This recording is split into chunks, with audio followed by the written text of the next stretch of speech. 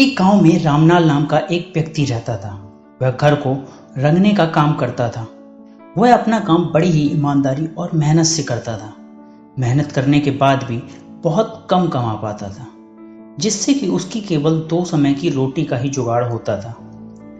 एक दिन गांव के जमींदार ने रामलाल को बुलाया।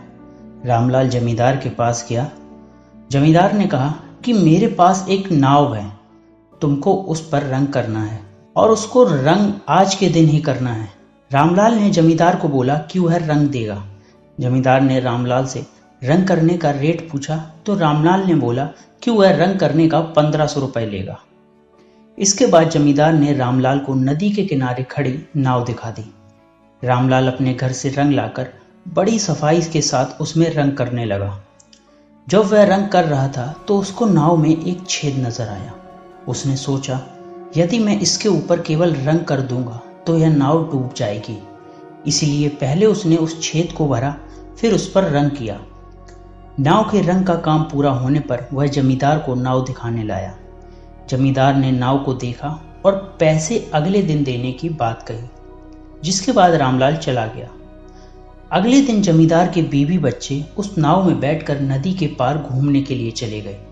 शाम को जब जमींदार का नौकर लौटा तो उसने घर के बाकी सदस्यों को घर में ना देखकर जमींदार से पूछा, तो जमींदार ने बताया कि वह सब नाव में बैठकर नदी के पार घूमने गए हैं। नौकर ने जमींदार को बताया कि उस नाव में तो छेद था। जमींदार यह बात सुनते ही बहुत परेशान हो गया और उसे डर सताने लगा कि कहीं नाव डूब तो नहीं गई। लेकिन इसके कुछ देर बाद ही जमींदार की बीवी और बच्चे सही सलामत घर लौट आए।